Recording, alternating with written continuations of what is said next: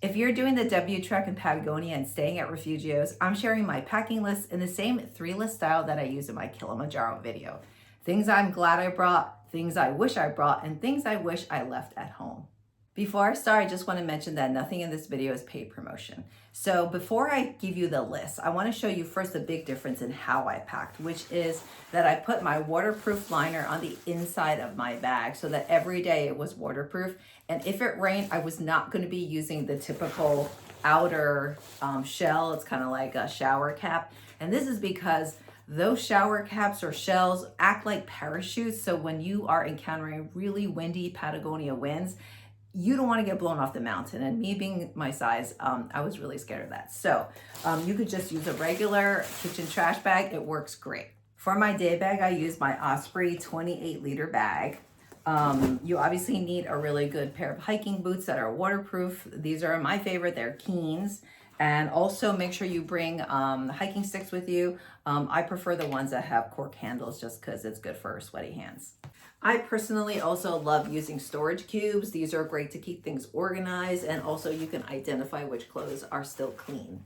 I have bad knees, so you are going to want to bring some knee braces. I had these on days I knew I was going to have a lot of downhill. Actually, one of the trails in Spanish is called knee killer, so you're going to want these. Also great for the trail are obviously sunglasses. These are my Hobie sunglasses, which I love. Bring a wide mouth bottle. I usually use a hydration system in my Osprey, but I also have this on the side for electrolytes, and you could also refill with the streams in Patagonia, and the water is safe to drink. You don't have to filter it. The other final must-have for me are silk liner hiking socks. These I use in Patagonia and Kilimanjaro. I didn't get a single blister. Not everyone believes in them, but for me, I won't go hiking without them.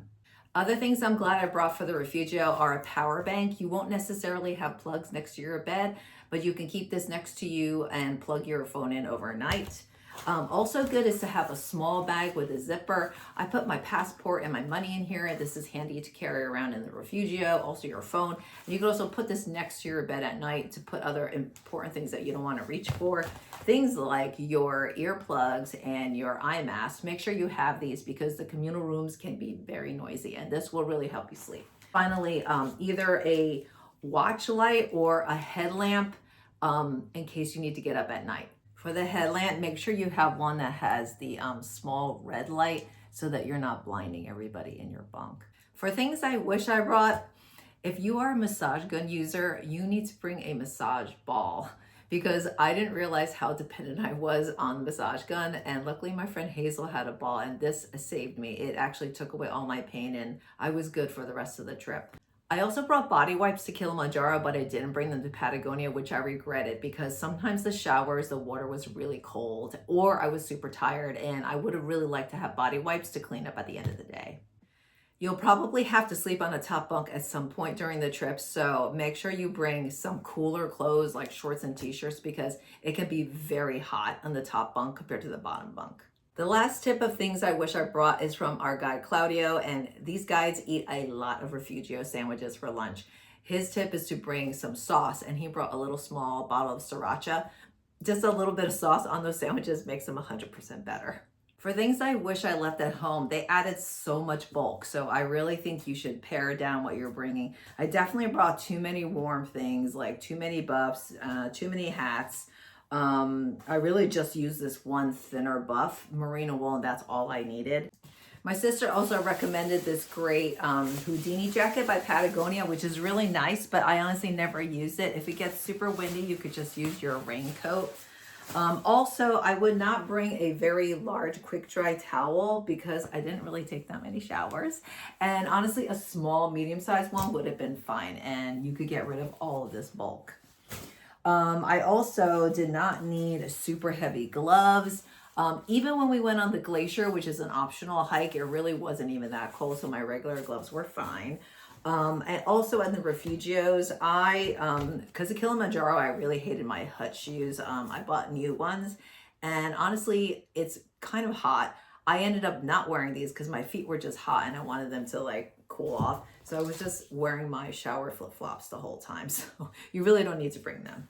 I also have yet to use my camp pillow, which is really comfortable, but I just never use it. Also, you don't need to bring any bug spray. I brought some and it just ended up spilling on my clothes, which is terrible.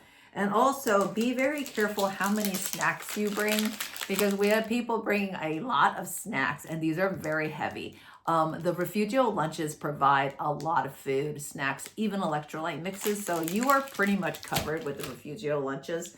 And then lastly, we did bring cards and games, which are really fun, but we were usually talking to other people at the refugios after the hikes, or we were just too tired. So we didn't really use these. So that's a lot of bulk that I didn't have to bring. Let me know in the comments if you have any other questions or any other recommendations of things you really thought were really good to bring for other people who are going to do the W Trek.